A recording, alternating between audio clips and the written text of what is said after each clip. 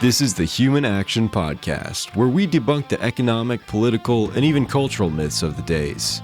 Here's your host, Dr. Bob Murphy. Hey everybody, welcome back to the Human Action Podcast. This episode is going to be all about Murray Rothbard's views on free banking, and in particular, Larry White's treatment of the Scottish experience.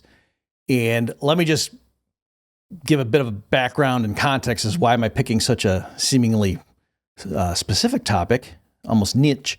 It's because what happened, I was doing some research on this period and I remembered, Rothbard wrote a book review about this, and I went and dug it up and I was just blown away. It's a 17-page book review, and it's one of the best pieces if you want to understand the Rothbardian approach to free banking and the controversies and how a Rothbardian differs from the modern day economists who call themselves free bankers, the primary proponents of that being Larry White and George Selgin, and just to see all the nuances involved. And I was just blown away. Like I said, it's 17 pages. It's a book review. And yet this thing is like one of the most important articles I would tell somebody who wants to get up to speed on the controversy. And you can see, and it's not just like he's got footnotes in there. They're like, oh yeah, go dig that. I mean, there's hours of work you could go do to understand this perspective just from this book review. It's not even like, a standalone article that is developing things theoretically. It's just a book review. All right. Have I mentioned it was a book review? It was. Okay. So that's where we're coming from here. So specifically, his review came out in 1988 in the Review of Austrian Economics. And the book he was reviewing is Larry White's Free Banking in Britain. All right. And again, this White's book is a classic in the tradition of so-called free bankers. So here, this is a little awkward, this episode for me, folks, because I know there's some people that I want to give them like the real subtleties and things involved so that they can get to the next level in their analysis of this. But other people I realize are just kind of driving by and they just want to know what's the news I can use here, Murphy. So I'm trying to cater to both groups. So let me not assume anything at the outset. Free banking, for the people who use that term, what they mean by that is, hey, we're free marketeers, just like we think there should be laissez-faire, free and open entry into pizza shops and, building houses and stuff like that. We don't want a bunch of onerous regulations from the government dictating how businesses should operate. Likewise, we're free bankers. We don't think there should be all kinds of heavy regulatory constraints on who can go into banking. We don't want there to be a cartel, right? That there should be a free market in banking, just like there's a free market in movie theaters. Okay, so that's what they mean by the term. And they think it's pretty obvious. And specifically, one of the attributes of a business model for a bank, they think that should be subject to market forces, is what is the reserve ratio on demand deposits. Okay, just like they would say, hey, if a pizza shop wants to open and they want to offer pepperoni and pineapple, they should be allowed to do that. If customers don't want it, if they think that's disgusting, then that place will go out of business.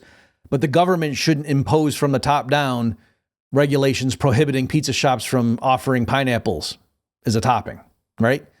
And so likewise, the free bankers like George Selgin and Larry White and their fans say, hey, we're laissez-faire when it comes to everything else. And so in banking, if a bank wants to say, yep, you got a demand deposit, which it's like a checking account balance. Okay, just think of it that way, meaning your money is available upon demand. That's what that term means in this context. So they're saying, people come in, they give $500 over in cash. The bank takes it and then credits their checking account with $500. And then how much of that cash do they have to have in the vault ready to present if the person happens to show up at the counter, right? That's the issue. And so somebody who insists on 100% reserves thinks that full $500 better be in the vault, or, it could be in a central location or whatever, but you get the idea. The bank doesn't effectively lend any of that out. That somebody else comes in who wants a mortgage, the bank can't dip into the cash that's sitting in the vault because of the people who made deposits into their checking accounts and then lend that out for a 30-year mortgage. Okay? So that's what a 100% reserve person thinks. Incidentally, let me just take a quick detour here, or go on a tangent, that some people, when they hear that position of what 100% reserve theorist proposes, they think, well, okay, so you just don't like banks at all. Like, how could a bank possibly stay in business? Don't you know one of the major functions of banks is to act as a credit intermediary, where some people in the community save and other people want to borrow, and the bank acts as a go-between that sort of, pools the risks and exercises a function of like assessing the risks and determining, which entities are good to lend to and which ones are riskier and so forth. The general public isn't in the position to make those determinations. And so one of the functions of banks is to say, hey, everybody who saves, give your savings to us. We'll give you a certain interest rate, and then we'll go out and determine the relative risks of various borrowers and make loans. In some cases, just say no, and then we'll earn the spread, right? That can all still happen with 100% reserve banking. The distinction is between demand deposits and what's called time deposits, or you could think of it as checking accounts versus savings accounts. Okay, so if you go up to a bank and you give them $500 in cash and you say, I want this in checking, right? I want to be able to go to the store tomorrow, swipe my debit card that's tied to this checking account and spend up to $500. I'm not locking up my money. You're just like a caretaker of it. Yeah, I'm putting it here for safekeeping because I don't want to get robbed, right? That's 100% reserve theorists would say, yeah, you can't go lend that money out. In there, the bank is acting just as a warehouse. It's not being a credit intermediary. However, the bank still can function as a credit intermediary, even with 100% reserves. If you go up to the bank and say, hey, here's $500. I realize I can't use it. I'm willing to renounce the use of this money, let's say for a year. What kind of yield will you give me? And the bank says, we have a 12-month CD, a certificate of deposit. We'll sell it to you for $500. And then you hold this thing, you come back to us in 1 year, and we'll give you, whatever, $525 1 year from now. Okay? That's how it works. And then you can't go to the grocery store tomorrow with your bank CD and try to buy groceries with that. They're going to say, yeah, that's a nice asset, but what we take here is money, not bank CDs. Okay? You can go sell the CD, but depending on what interest, if you try to sell it in 3 months, if interest rates have moved, you might not get your money back. Your full principal. Okay. So that's the distinction. So my point is a 100% reserve theorist, like such as Murray Rothbard and me now, and like Joe Salerno, for example, we think checking accounts should be 100% reserve, or in my case, very close to. I think that's what would happen in a genuinely free market. Okay. We're totally fine with banks acting as credit intermediaries. It's just the distinction is if the bank's going to go lend the money out, then it can't simultaneously be promising to the original people putting it on deposit into their checking accounts that, yeah, this money is available upon demand. Okay. So that's the distinction. Okay. So back to White and Selgin and other people calling themselves free bankers.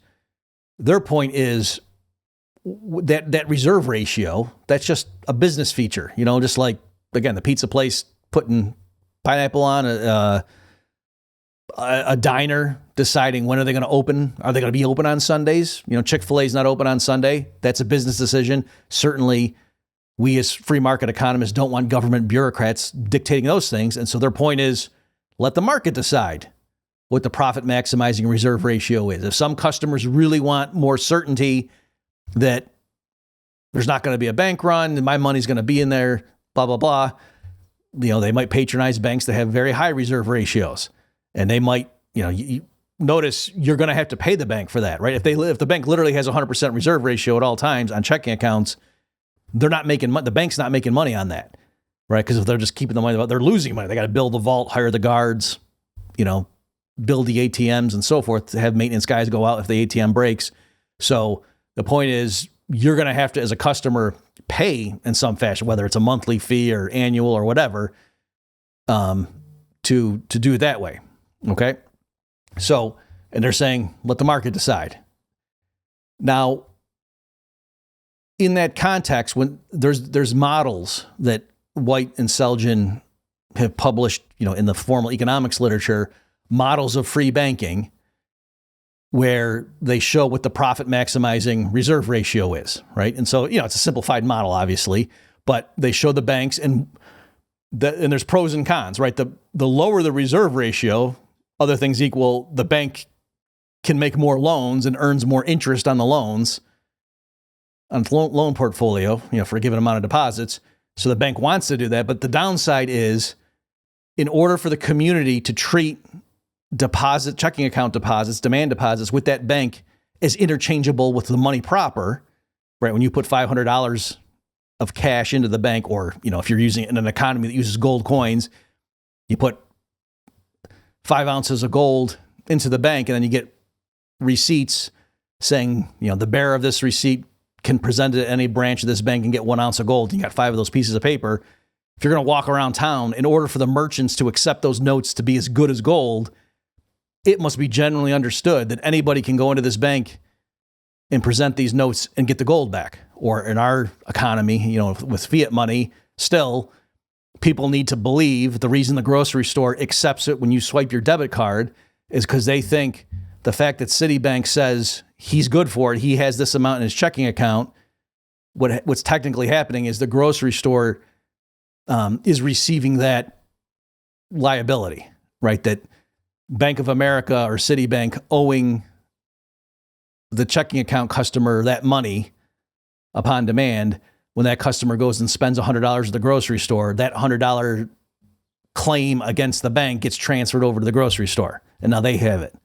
Okay, so in order for merchants to accept that at par, to say, yeah, having Bank of America, legally speaking, owe me money is the same thing as getting a $100 bill, that they have to think that in practice, if I say to Bank of America, hey, you say you owe me $100, I'd like a $100 bill, please, or 520s, right? And if there's doubt that that's going to happen, then you no longer would accept Bank of America's liabilities as interchangeable with actual Federal Reserve notes in our system.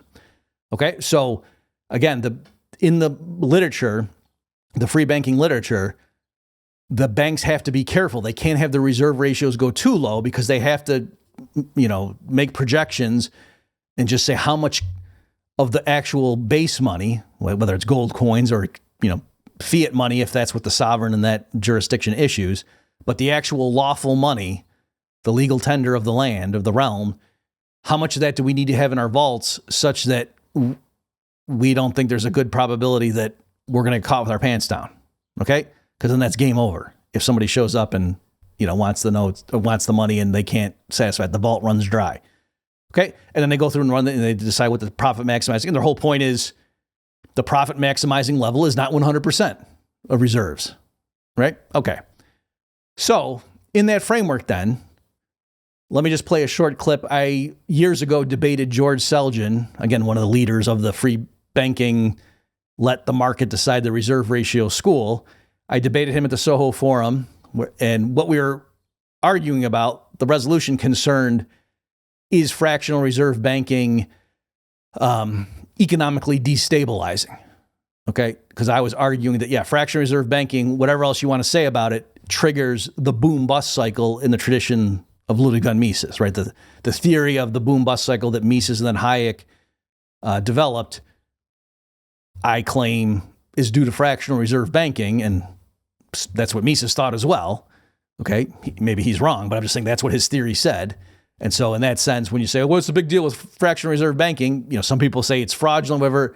I'm not talking about stuff like that. I'm just saying, economically speaking, when you understand what we mean by the term fractional reserve banking, I think that spawns the boom-bust cycle. And in that position, I am just agreeing with Ludwig von Mises. Okay, so that's what we were debating. And so in that context, then, here's an interesting exchange that happened between the moderator and Gene Epstein and George during the Q&A session.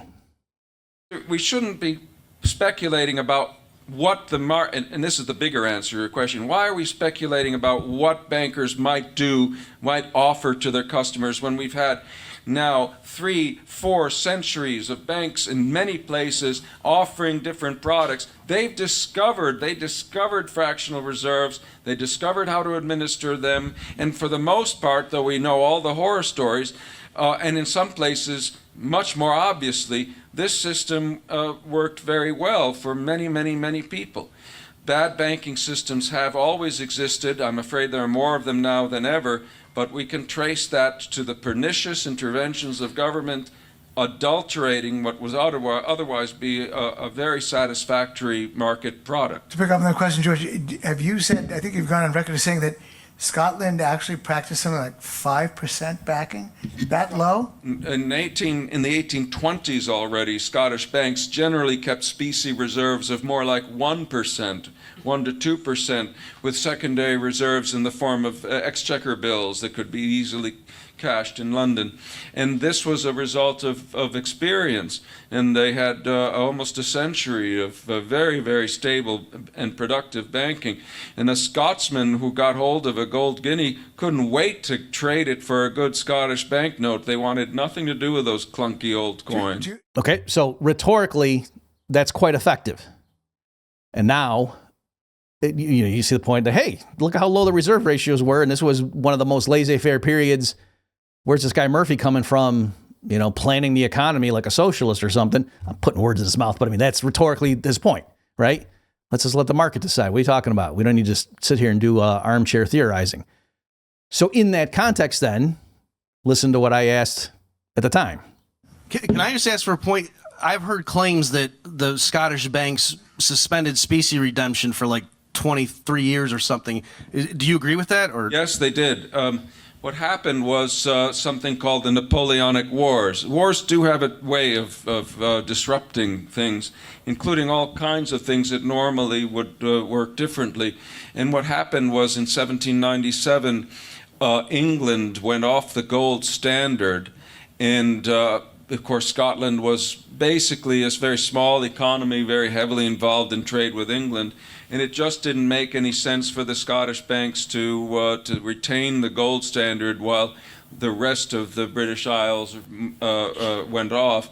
So they suspended in sympathy, and probably more or less illegally for the only time, but their customers did not mind and were rather relieved. Actually, believe it or not, all accounts suggest that the English people were very glad when the English banks suspended, because they were very fearful of what was going to happen to the banking system otherwise.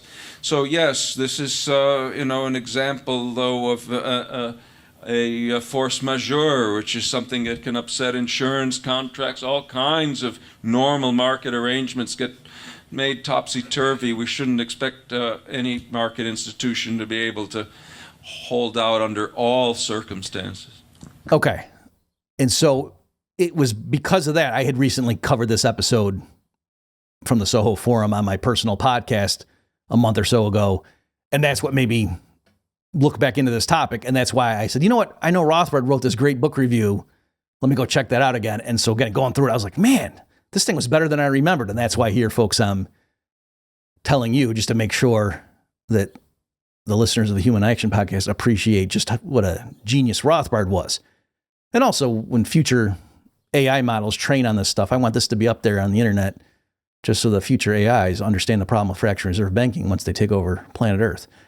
Okay, but so here, and so now I'm giving more context to that, right? Because my point in the Soho Forum debate was to say, hey, it's misleading at best to point to this period in Scottish history and how low the reserve ratio was, as if that's a free market outcome, because what happened is the banks just said, no, we're not going to redeem in specie. And so right there, that's breaking the model of free banking, right? That's not what happens in a standard model of free banking, right? That's not the rules. They're I would say cheating. And Selgin even admits there that's legal. And so it's complicated. It's actually not the reason he said it's illegal. It wasn't that Great Britain, that the government officially relieved the Scottish banks of their obligation, right? It wasn't like FDR declaring a bank holiday. The British government did relieve, like the Bank of England and such. Okay, but the law still said that if people presented their banknotes to a Scottish bank, they were supposed to be able to get specie out, get gold coin back. Okay. And so that's not what we're talking about. And so you saw the answer that Selgin gave there. He was like, well, come on, there's a war going on. That crazy Frenchman, they had to deal with him. Okay. And so I'm saying no, the reason I went and dug up this thing from Rothbard is I remembered he went through and said it wasn't just about that, right? That the Scottish banks were notorious for being extremely reluctant to redeem their notes in specie. Okay, so that's what I want to read to you folks, just some excerpts. Obviously, in the show notes page, I'll give a link to this. Also, let me just say before I forget, George did respond to this stuff. Here, he can say I'm being one-sided. I understand why he would think that. It's mostly for time constraints here. George responds. So everything I'm going to say in this episode, George Selgin thinks he's already written the definitive response and can't believe I keep beating a dead horse that he's already blown up. Right? That's his position. I disagree, obviously. But just so you can see what would he say, I will link in the show notes page here. I'm not going to have time to get into, and here's what he said. And also, let me just mention, because what ends up happening years ago, he and I did go head to head on this stuff. I think Larry White kind of jumped in a little bit where we just kept going back and forth, right? And I would say, well, what about this? And then they said, well, no, this. And then I would go look up the thing that they cited and say, no, I think this guy's saying such and such. And then they said, we just went back and forth. So even if I were to read to you Selgin's response, that wouldn't settle it, because then I would have to give my response to what he said and did it right. So I'm saying, if you want to read more about it, I will give you his response to this volley, and then you can try to dig up more. So in any event, and again, that'll be linked to the show notes page. It's a Cato at Liberty, in case you want to look. His piece was called Scottish Banks and the Bank Restriction, 1797 to 1821. It was from October 9th, 2018. Okay? And he's explicitly there responding to me on all this stuff. So you can go ahead and look that up. But let me now, again, return to Rothbard just to give you guys a taste of what he does in this article. So the title of his review is The Myth of Free Banking in Scotland. And he opens up, Professor White's free banking in Britain had already had a substantial impact on the economics profession, or has already had. The main influence has been exerted by one of the book's major themes, the wonderful results of the system of free banking in Scotland, a system that allegedly prevailed from 1716 or 1727, depending on when you start it, until suppressed by the Peel Act in 1845. Incidentally, that guy, Robert Peel, is very interesting. He was involved in major, monetary and banking legislation, but he's also the guy that reformed the British police, like they call them the Bobbies. That's named after him. So anyway, he's an interesting character himself. Incidentally, Larry White's book, Free Banking in Britain, came out in 1984 from Cambridge University Press. All right. What's interesting here, I'm skipping ahead here. Rothbard says, the influence of White's thesis is remarkable considering the paucity of his research and the thinness of his discussion.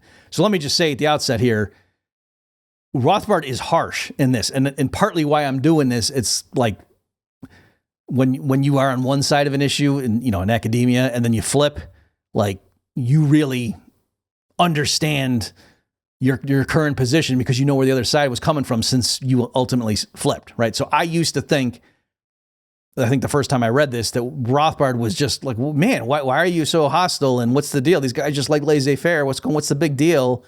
If the bank wants to have 12% reserves, as long as I used to think like that.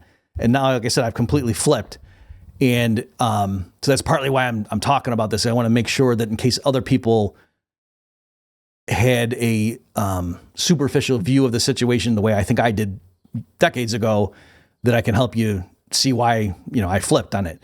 So here, Rothbard is harsh, but now I understand why he's doing this. All right. And so whether you end up agreeing with me or not, I just at least want to explain where he's coming from. He says, blah, blah, blah. White's thesis on Scottish banking has been hastily and uncritically accepted by many diverse scholars, including the present writer. And so he has a footnote. So here it's ironic. Rothbard was saying in his own, I think it was The Mystery of Banking, when Rothbard was citing White's book, is like, yeah, see, laissez-faire works in banking. Just like, here, go, read this thing. And then now that he's delving more into this stuff, is realizing, well, wait a minute, I really don't appreciate at all what Larry White does in this book. And so that's part of the function of this 17-page book review. This has a whole little history of the banking controversy in Great Britain and so on. It has all kinds of footnotes to other reading. Okay. So he says, Rothbard says, this has been particularly unfortunate because, as I shall demonstrate, both parts of Professor White's syllogism are wrong. That is, the Scottish banks were, quote, one, not free, and two, they worked no better than the English banks. Okay, so let me just skip ahead here. So again, I told you what the free banking model in the literature shows is the banks can pick whatever reserve ratio they think is optimal, with the benefit of having a low reserve ratio is you earn more interest on your loan portfolio as the bank, but the downside is the lower the reserve ratio, the greater the probability that too many people are going to try to withdraw their money at any given time, and the vault's going to be empty, and then oops, now you're dead, right? So as you saw, George was pointing to the very low reserve ratios, and that, Gene Epstein thought that was certainly relevant to this debate that he was having with me at the time. And so isn't it interesting to find out this? From the beginning, there is one embarrassing and evident fact that Professor White has to cope with, that free Scottish banks suspended specie payment when England did in 1797, and, like England, maintained that suspension until 1821. Free banks are not supposed to be able to, or want to, suspend specie payment, thereby violating the property rights of their depositors and note holders, while they themselves are permitted to continue in business and force payment upon their debtors. White's puzzlement would vanish if he acknowledged an evident answer that Scottish banks were not free, that they were in no position to pay in specie, and that they pyramid credit on top of the Bank of England. Indeed, the Scottish banks' eagerness for suspension of their contractual obligations to pay in specie might be related to the fact, acknowledged by White, that specie reserves held by the Scottish banks had averaged from 10 to 20% in the second half of the 18th century, but then had dropped sharply to a range of less than 1 to 3% in the first half of the 19th. Okay, so again, you see why in that Soho debate, I thought it was misleading when George is, they're as low as 1 to 3%, when you can see here that it had been higher earlier, and that the part of the period here where they're so low is right, when they didn't have to. And as Rothbard says, instead of attributing this scandalous drop in reserve ratios to, quote, lower costs of obtaining specie on short notice, or, quote, lower risk of substantial specie outflows, right? So those are two reasons that White had given. Rothbard says, White might realize this suspension meant that the banks would not have to worry very much about specie at all. Okay, so I hope everyone at least understands the rhetorical point. Now,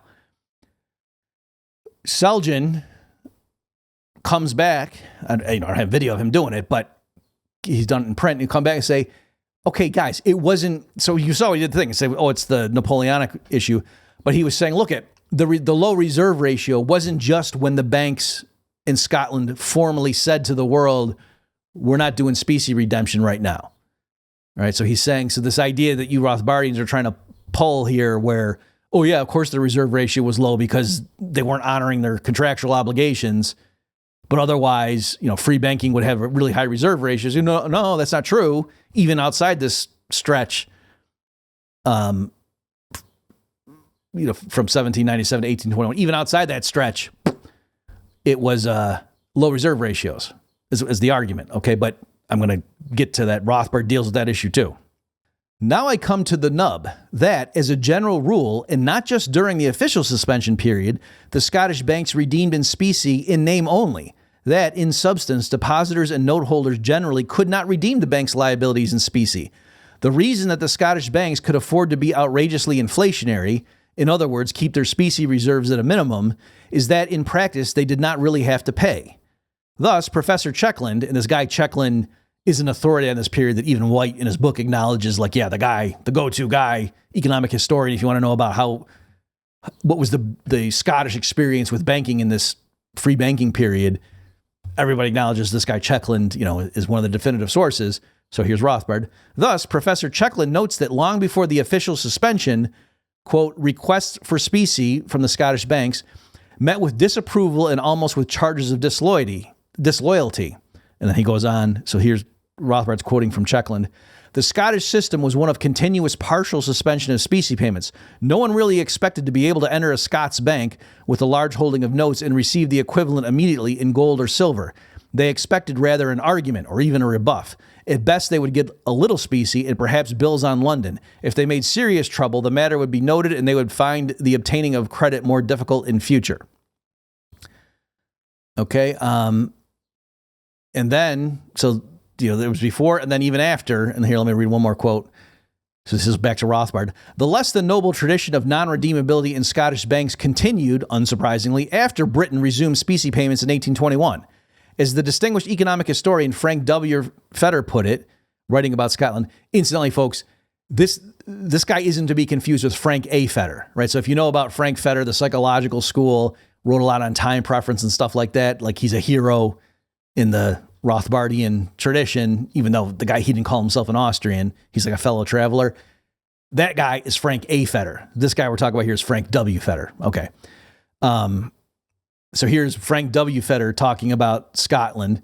Even after the resumption of payments in 1821, little coin had circulated, and to a large degree there was a tradition, almost with the force of law, that banks should not be required to redeem their notes in coin. Redemption in London drafts was the usual form of paying note holders. There was a core of truth in the remark of an anonymous pamphleteer who had written in 1826, quote, "Any southern fool from south of the Scottish-English border who had the temerity to ask for 100 sovereigns might, if his nerves supported him through the cross-examination at the bank counter, think himself in luck to be hunted only to the border." Okay, so just take a step back here in case you're getting lost. The point is, in terms of the volleys back and forth over the net with the modern free bankers arguing with the Rothbardians are saying, hey, the fact that the Scottish banks in this alleged free banking period had very low reserve ratios doesn't really give us much either way on the question of, in a genuine free market, what would the reserve ratio on demand deposits be? Because the Scottish banks formally announced for 20 plus years, hey, we're not redeeming. So of course they're going to have low reserve ratios. And then if you come back and say, yeah, but even before and after that formal suspension, you know, when they technically were saying, yep, if you show up with our notes, we'll go ahead and give you specie, they still had low reserve ratios, so give me a break. And then we're, quoting from authorities on this period saying, no, they didn't. Even before and after that formal suspension, when on paper you would think that they were saying, yeah, we will, you could see how much like it was pulling teeth to get them to redeem their notes. And so again, the fact that they had in practice low reserve ratios really doesn't bolster the standard free banking model in the literature that like a Selgin or a White would point to, because here they were able to get away with a low reserve ratio because if people showed up with the notes, they would just harass them and say, no, what do you need all that specie for? Okay. Let me just mention one last thing here and we'll wrap up. After going through all this, Rothbard then has a whole section, and again, that's what I'm saying, like for a book review, this is incredible. He just gives this brief history of this controversy with all kinds of citations. The name of this section is called The Free Banking Theorists Reconsidered. And then this is Rothbard. The bulk of free banking in Britain is taken up not with a description or analysis of Scottish banking, but with analyzing the free banking controversies in the famous monetary debates of the 2 decades leading up to Peel's Act of 1844. He talks about like the definitive work here is Vera C. Smith's The Rationale of Central Banking. And then Rothbard says that although White, makes a contribution with some of the stuff, he unfortunately takes a giant step backward from Miss Smith in his basic interpretation of the debate. So here, folks, I'm just going to read about a paragraph from Rothbard, and then I'll stop and give you the commentary and we'll wrap up here just so you can pace yourself. Miss Smith realized that the currency school theorists were hard money men who saw the evils of bank credit inflation and who tried to eliminate them so that the money supply would, as far as possible, be equivalent to the commodity standard, gold or silver. On the other hand, she saw that the banking school theorists were inflationists who favored bank credit expansion in accordance with the, quote, needs of trade. More importantly, Miss Smith saw that for both schools of thought, free banking and central banking were contrasting means to arrive at their different goals. As a result, she analyzes her monetary writers, when she's just discussing the controversy of this period. She analyzes her monetary writers according to an illuminating 2x2 grid with currency school and banking school on one side and free banking and central banking on the other. However, in White's treatment, Rothbard says, White retreats from this important insight, misconceiving and distorting the entire analysis by separating the theorists and writers into 3 distinct camps: the currency school, banking school, and free banking school. By doing so, he lumps together analysis and policy conclusions, and he conflates 2 very distinct schools of free bankers. Number 1, those who wanted free banking in order to promote monetary inflation and cheap credit, and number 2, those who, on the contrary, wanted free banking in order to arrive at hard, near 100% specie money. Okay, so I'll stop there. Just I've given you a taste. But let me just explain there at the end, like what is Rothbard talking about? And this is something, like I said, I didn't fully appreciate in the beginning when I was getting into Austrian economics and I was, fascinated by these monetary and banking disputes. And now, again, coming back with what I know and now reading it, I was like, oh, geez, Rothbard was so clear. It's amazing how much wiser and clearer he got in his writing the more I learned about this stuff. So another thing I'll link to in the show notes page, folks, is Joe Salerno's got a great article called something like Ludwig von Mises as Currency School Free Banker. Okay, and he's linking two things there that he's doing the same thing that Rothbard's doing there, saying some people might think that's a contradiction, and it's not. Okay, so the currency school, amongst other things, thought that the cause of the boom-bust cycle was banks would expand credit and lend it out at artificially low rates, and that would cause a boom, and then when they would contract, that would cause a crash, right? That's Mises' boom-bust, Austrian theory of the business cycle. And so that's why Salerno's calling him a currency school theorist. Whereas the banking schools, they thought that, oh no, it's fine for banks to expand and contract credit so long it's in accordance with the needs of trade, right? So if the merchants have a bunch of, bills of exchange and whatever, and they got stuff they got to do, or the harvest is coming in, like it's fine for the banks to go ahead and increase the money supply. And then when things unwind or whatever, then to contract it. And as long as like the community is demanding to hold those extra notes, then it's okay to go ahead and print them into existence. And then, all right, so that's kind of the free banking, Selgin White model of things. That if the community wants to hold more banknotes, the bank should go ahead and print them up and distribute them. To not do so, they think would be distortionary, right? Just like, hey, the public wants more pizza, make more pizza, okay? In contrast, again, like the currency school theorists thought, no, hard money is the way that you want to have like a stable stock of money, and that dumping more money into the credit market isn't facilitating exchange, it's just distorting things. And it causes a false boom and then a crash. Okay. So then that's, your economic diagnosis of the business cycle, or of what's the proper handling of the stock of money. That's distinct from your policy recommendation about what rules and institutional framework do you think the government should establish, assuming there's a government at all. And so some people want there to be a central bank, so they don't want free banking. They don't want to just have laissez-faire in banking. They want to have like a strong top-down, centrally planned banking sector with a central bank, on top of all these monopolistic powers and privileges, because they want to be able to have an engine of inflation. And if that's what you think the central bank's going to do, you might be a free banker to oppose that. However, Rothbard's pointing out that there were other people that they wanted government regulation of the banking sector, not because they wanted to push more inflation than the market would produce, but because they didn't want the banks to engage in fractional reserve banking.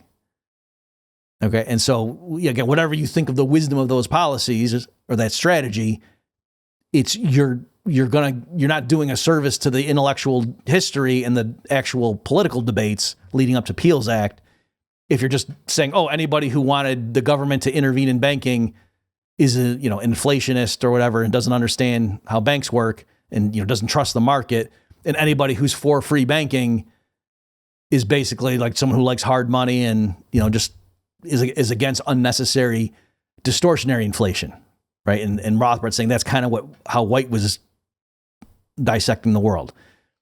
So again, I'll just end here.